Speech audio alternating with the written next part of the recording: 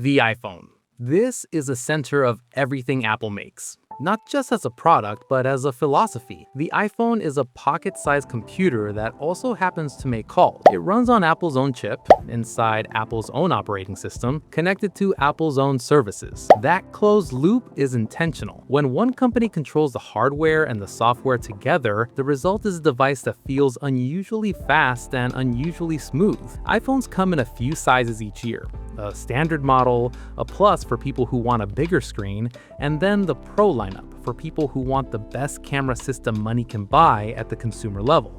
The camera is genuinely the main reason most people choose a Pro. It has a more advanced sensor, a longer optical zoom, and features like Pro RAW shooting that matter to photographers and videographers. For most people though, the standard iPhone does everything they'll ever need. And that's intentional too. Apple doesn't want you to feel like you're missing out, they want you to feel like you got exactly what you needed. The Apple Watch. At its core, this is a health and communication device that lives on your wrist. It tracks your heart rate, your blood oxygen, your sleep, your activity, and the newer models, it can even detect if you've been in a car crash or if your heart is showing signs of an irregular rhythm. Beyond health, the Apple Watch can receive calls, reply to messages, stream music, and navigate you through a city, all without your phone. It pairs tightly with the iPhone, which is both its strength and its limitation. It only works with Apple's ecosystem. If you're on Android, it simply won't connect. That's Apple's design, not an accident.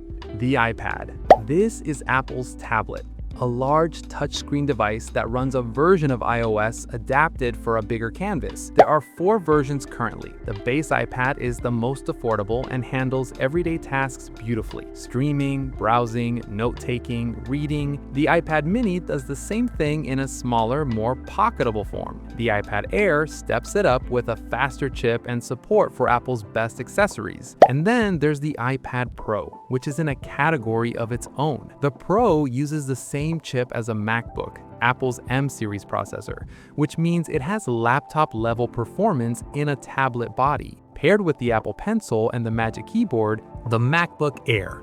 This is arguably the most important laptop Apple makes. Not because it's the most powerful, but because it's the one that best represents what Apple is trying to do with personal computing. It's thin, silent, no fan, and runs on Apple Silicon, which changed the laptop world when it launched in 2020. The Air gets all-day battery life, handles demanding workloads with ease, and costs less than the Pro lineup. For students, writers, designers, and general users, this is the laptop. It's the one that made Windows manufacturers genuinely nervous. The MacBook Pro.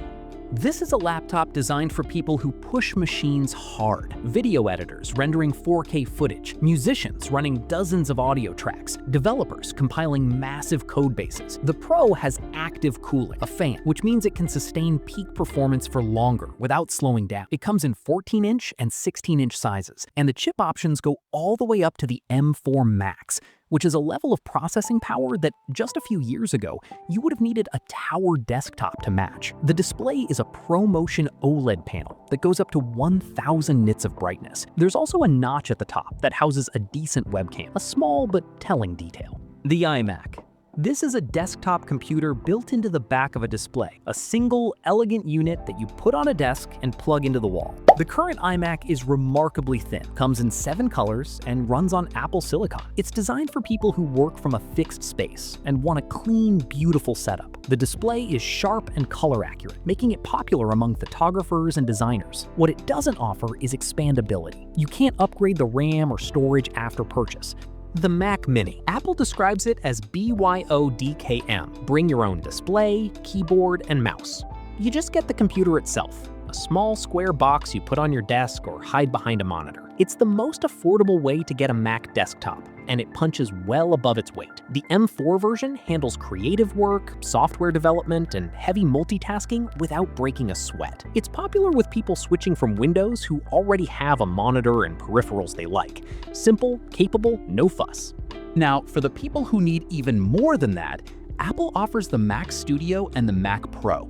two very powerful, very expensive desktop machines built for people running professional studios and enterprise workflows. The Studio is a taller version of the Mac Mini, with more ports and a more powerful chip. The Mac Pro is a full tower workstation, the kind of machine used in post-production studios for Hollywood films. Most people will never need either, but knowing they exist helps you understand the full range of what Apple builds. The AirPods. Standard AirPods are Apple's entry-level wireless earbuds. They fit loosely in the ear, no seal, which makes them comfortable for long sessions, but less effective at blocking outside noise. They're designed for casual listening, calls, and everyday use. The connection to Apple devices is almost instant, and they integrate with Siri naturally. For a lot of people, they're good enough. The AirPods Pro. These have a silicone tip that creates a seal in the ear canal, which enables two things the standard model can't do: active noise cancellation and spatial audio. Noise cancellation uses microphones to detect external sound. On a plane or in a noisy office, this is the feature that changes how you experience sound. The Pros also have a transparency mode that lets you hear your surroundings without removing the earbuds, which is genuinely useful when you're crossing a street or someone's trying to talk to you. And then there's the AirPods Max, over-ear headphones with premium build quality and the same noise cancellation and spatial audio features, but scaled up. They're positioned as a luxury audio product. The Apple TV. This is a small streaming box that plugs into your television via HDMI. Unlike a smart TV's built-in software, the Apple TV runs tvOS, a full operating system, which means it's fast, gets regular updates, and connects deeply with the rest of your Apple ecosystem. You can AirPlay content from your iPhone directly to the screen, use your iPhone as a remote, and access Apple TV Plus, Apple's own streaming service, alongside Netflix, YouTube, and every other major platform. The HomePod.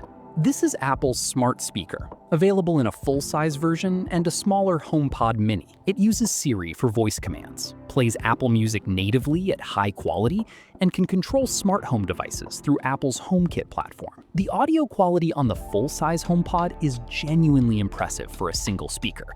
It uses spatial audio processing to adapt the sound to the room it's in. The limitation, as with most Apple products, is the ecosystem wall.